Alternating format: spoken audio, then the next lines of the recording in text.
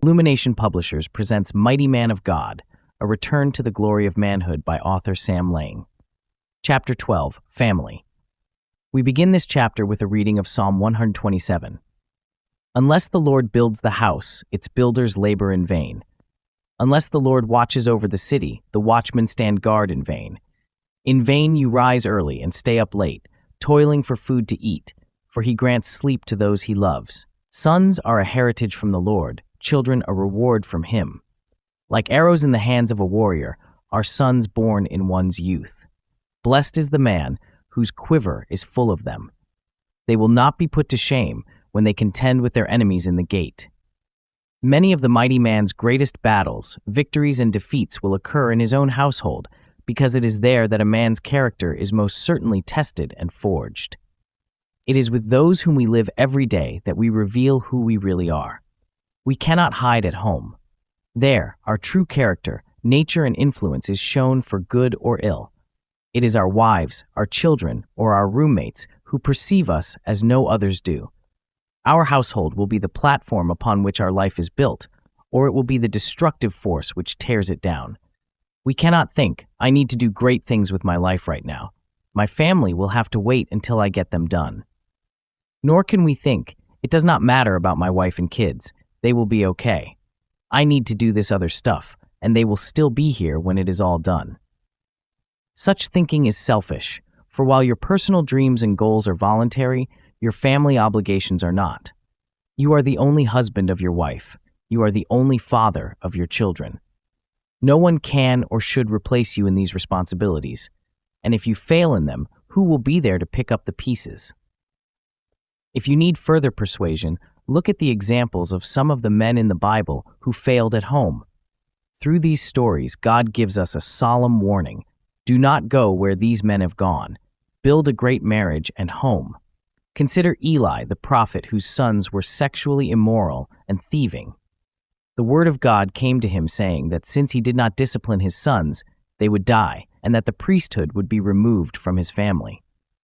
Consider Samuel, whose sons did not walk in his ways, and thus opened the door for the people of Israel to ask for a king, King Saul.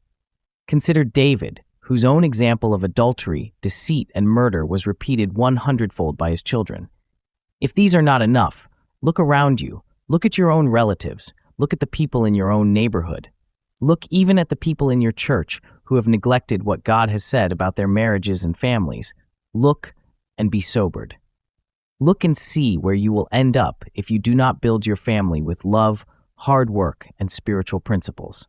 I have a brief message for the single men. Prepare yourself for marriage. Very few men in this world are destined to live out their entire lives as single men. Too many of you are waiting too long to get married. The Bible teaches that it is better to marry than to struggle with lust. Many of the single men I know who have waited until late in their 20s or longer to be married have paid a price of loneliness, immaturity, and sexual frustration. Grow up, learn how to love a woman, then find her and marry her. Some of you may be afraid to marry because of what you saw in your own home as you grew up. Others of you may have experienced the heartbreak of divorce yourself. Do not allow what happened in your past or what you saw in people outside of God's kingdom to discourage you. God has a great plan. His plan for marriage is working for men all around you and will work for you as well. The first section of chapter 12 is titled, Second Only to God. Next to your relationship to God, your family requires your greatest efforts in life. Your job is not next after God. Your sports are not next. Your yard, house, car, and boat are not next. Not even your extra projects for the church are next. Next to God, you are to be most devoted to your wife, then your children. You must know this, and they must know this. Prioritizing. Give your family a high priority in your time, efforts, thought, and prayer. It will take immense effort to build a great marriage and family. Not that it is unpleasant or burdensome, but it simply will take the very best we have to give. It will not happen as a matter of course. If some of us worked as hard at our family life as we do our jobs, we would have amazing families. But our wives and kids are getting the leftovers, and it shows. Loving. Become best friends with your wife. Be a team with her. Listen to her. Seek her advice and respect it. Spend time alone with her on a regular basis to talk, to plan, to share your hearts with one another. As I see it, men go to one extreme or the other. They are domineering and bossy with their wives, or they are weak and passive. We should balance the role of loving service with leadership. Nurturing. Nurture and train your children. Nurture means that we love, encourage, listen to, play with, and help our kids. Train means that we teach them to obey us, to obey and respect God, and that we teach them the principles of the Bible and how to live them out in their lives. Once again, we tend to go to extremes. We are either a nurturer who does not firmly discipline, or we are an authoritarian who is not close to his kids. A mighty man of God is both. He is mighty in giving love and affection, and he is powerful in administering discipline. Serving. Be a servant in your home. I speak here of service of the most practical and menial kind. Keep your home in good repair. Perform the needed maintenance to keep things running well and looking good. Don't let the place get run down. Straighten up that garage or utility room. Keep your part of the closet neat and organized. Don't be slow to respond to your wife's requests for help. Don't make her feel like she has to nag you to get you working around the house. If your wife lets you know something needs to be repaired, fix it yourself or call in someone who can. Remember that Solomon said, "If a man is lazy, the rafters sag. If his hands are idle, the house leaks." Ecclesiastes 10:18. If your wife needs some extra help around the house, cheerfully pitch in. Don't be too proud to run the vacuum cleaner and do the dishes. Jesus was a servant. He washed feet and waited on tables. Do the same. Serve so eagerly and ably that the cleanliness and condition of your home gives glory to God. The next section is titled Defining Success. Be more concerned for your family's spiritual growth than their worldly success. As mighty men, we want to excel. This is a godly impulse, but it is also one that becomes easily misguided. I am becoming increasingly alarmed at the drive for worldly success in many of our families. We want our kids to be at the top of their class, to be the best player on the team, to get the lead part in the play, to go to the elite schools, to be president of every club.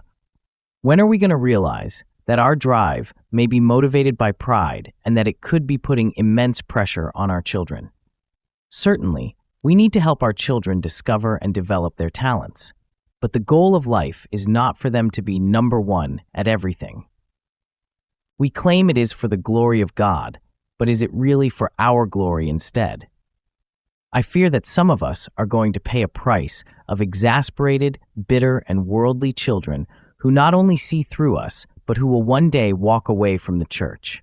The answer is to train our kids to be spiritual, to love the kingdom first, and to do their best. The rest will take care of itself.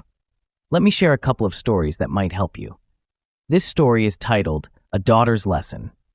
When our daughter Elizabeth entered into her senior year of high school, she had a dream of making the top 7, the varsity team, of her cross-country team. She trained hard for months and was in the best shape of her life for the upcoming fall season. She went away on a project to help the poor with Hope Worldwide that took her overseas.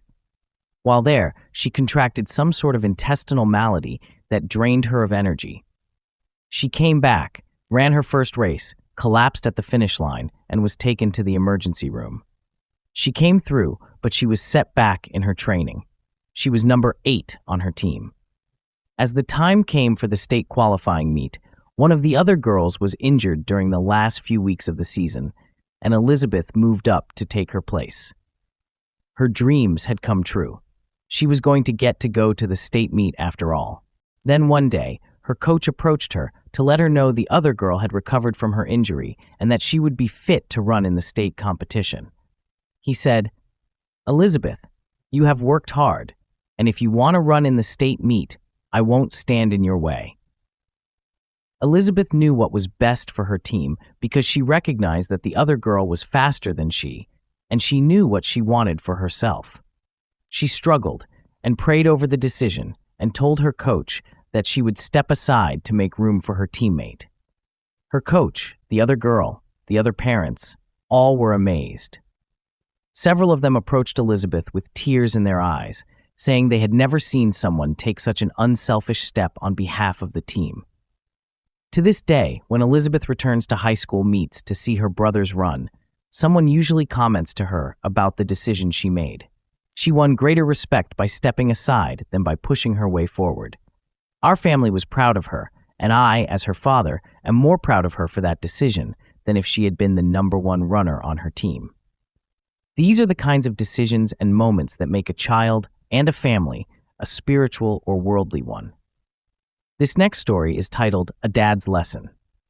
The second story is also about cross-country. But this time it was me who had to learn the lesson. My son David easily made the top 7.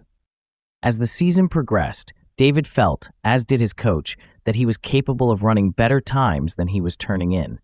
David tried in every way he and his coach knew how, but he just never seemed to be able to break out and become the elite runner that he thought he could. I found myself getting more and more frustrated. I just knew David could make it. It began to affect me and to affect my relationship with David. Finally, I called my friend and discipler Steve Sapp and asked his advice. He told me that high school sports were meant to be fun and were a way for a kid to make friends, develop character, and reach out to others. He advised me to lighten up and back off. I swallowed hard and took his advice. Did David go on to have the breakthrough race? No. He had a good season, but not a great one. But here's what happened shortly afterwards. David was also enrolled in a speech class that involved him in mock trial, a contest that allows kids to get involved in simulated courtroom situations. With no experience and seemingly little effort, David quickly rose to the forefront of the class. He won Best Attorney and Best Witness at the regional competition. In the meantime, he kept up his straight A average and landed the leading male part in his high school's production of West Side Story. Shortly after the play was over, he won a statewide oratorical contest for the Sons of the American Revolution, and with it, an all-expense-paid trip to compete in the national competition in San Diego, California. What is the point? Our kids are going to do well in some areas, and in others they may not. As parents, we must encourage, support, and help them. But we must guard against worldly motives and keep our own pride out of the picture, and we must not pressure them. As a father trying to develop the talents and abilities of your kids, focus on character, effort, attitude, and honesty. The rest will take care of itself. The final section of this chapter is an inspiring example and is so titled. Mitch Mitchell, my coworker and friend on the staff at the Triangle Church, has worked as hard as any man I know to transform his marriage and family life. Several years ago, Mitch felt distant from his wife and was suffering a similar separation from his children. He was faithful to Jan and loved her dearly, but did not know how to express his feelings and was not powerfully leading the marriage. In a similar manner, he loved his children, but was not deeply connected to them on an emotional or spiritual level. He especially felt this in his relationship with his son Josh. In working with Mitch, Jerry and I gave him some simple advice. Be spiritual, give your family lots of time, and be a strong, godly leader. Mitch took on these challenges with a tremendous heart of humility, love, and determination. Over the last 6 years, the transformation in him, his wife, and his children has been nothing short of amazing. Jan is a radiant, joyful wife who now works beside Mitch as his partner and best friend. Mitch is much closer to both of his children, and during the last few years, both of them have been baptized as disciples. Mitch's story is one of a man taking the challenge to love and lead his family, and of a man determined to do whatever it would take to build a family life that would honor God. He has done it and has earned the love and respect not only of his wife and children, but of the entire Triangle Church because of it.